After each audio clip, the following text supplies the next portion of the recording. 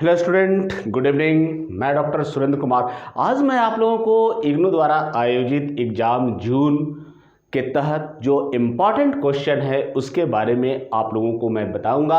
आज मैं आप लोगों को एमए इन हिस्ट्री का जो पेपर है MHI 2 का इम्पॉर्टेंट क्वेश्चन देने जा रहा हूं। सबसे पहले आप लोगों को ये जानना चाहिए कि MHI 2 में पढ़ना क्या है। MHI 2 में पढ़ना है आधुनिक विश्व, मॉडर्न वर्ल्ड आपको MHI 2 में पढ़ना है। जब भी मैं इम्पॉर्टेंट क्वेश्चन देता हूं तो थोड़ी सी बात मैं बताता हूं जिसको आप लोगों को फॉलो करना चाहिए। इससे ये होता है कि आपका रिजल्ट बहुत अच्छा होता है। जैसे आपको MHI 2 जो है वो फर्स्ट ईयर का पेपर है, ये फर्स्ट ईयर का पेपर है और फर्स्ट ईयर में आपको 32 क्रेडिट पढ़ना है और सेकेंड ईयर भी 32 क्रेडिट पढ़ना है। टोटल मिलाकर 64 क्रेडिट पढ़ना है। तो फर्स्ट ईयर में 4 पेपर आपको पढ़ना है और चारों पेपर जो है वो 8-8 क्रेडिट का है, इसलिए ये 8 क्रेडिट का पेपर है। और मैं आपको बता दूं कि जो 8 क्रेडिट का जो पेपर होता है उसका एग्जामिनेशन का समय 3 घंटा होता है। कितना होता है? 3 घंटा होता है। और एक चीज और मैं बता दूं कि इसका जो अधिकतम अंक जो होगा वो 100 मार्क्स का होगा। बहुत सारे स्टूडेंट ये पूछते हैं कि 100 में पासिंग के लिए कितना नंबर होना चाहिए। तो आपको मैं बता दूं कि पासिंग के लिए 40 नंबर आपको लाना ही लाना है, असाइनमेंट का नंबर छोड़कर।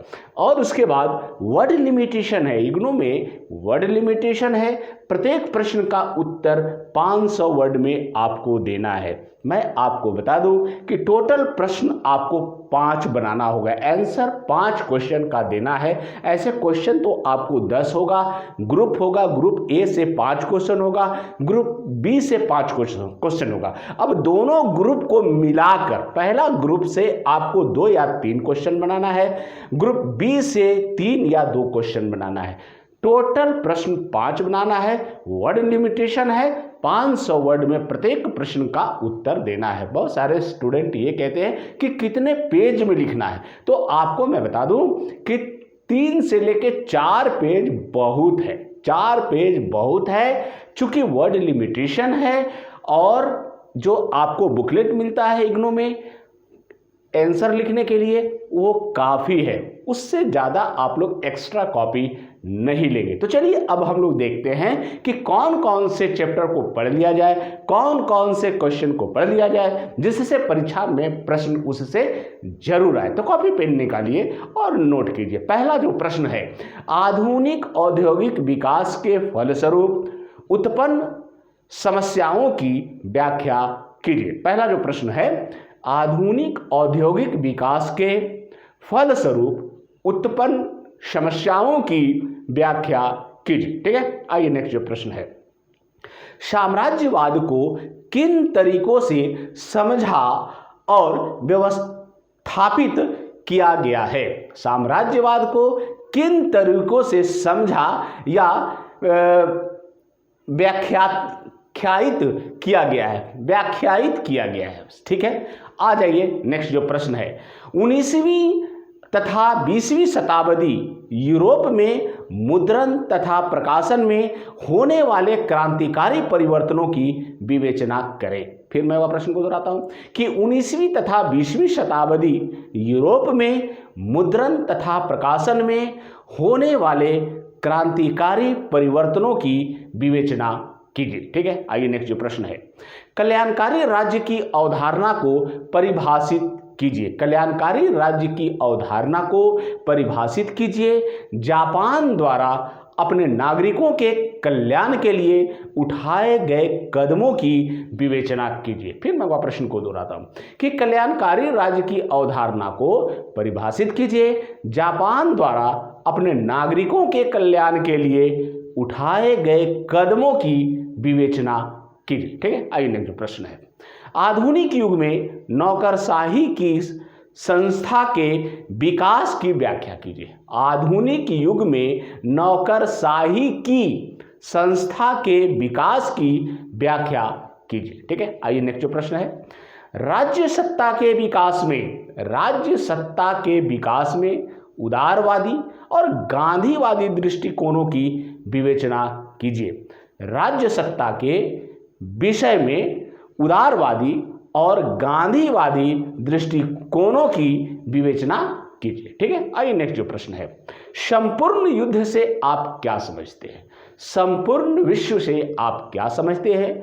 दो विश्व युद्धों के लिए साधन कैसे जुटाए गए थे? फिर मैं वह प्रश्न को दोहराता हूं कि संपूर्ण युद्ध से आप क्या समझते हैं? दो विश्व युद्धों के लिए साधन कैसे जुटाए गए थे? ठीक है, आइए नेक्स्ट प्रश्न है, 1917 की रूसी क्रांति की विरासत की विवेचना करें। 1917 की रूसी क्रांति की विरासत की विवेचना करें। ठीक है, आइए नेक्स्ट जो प्रश्न है उस पर अब हम लोग चर्चा करते हैं।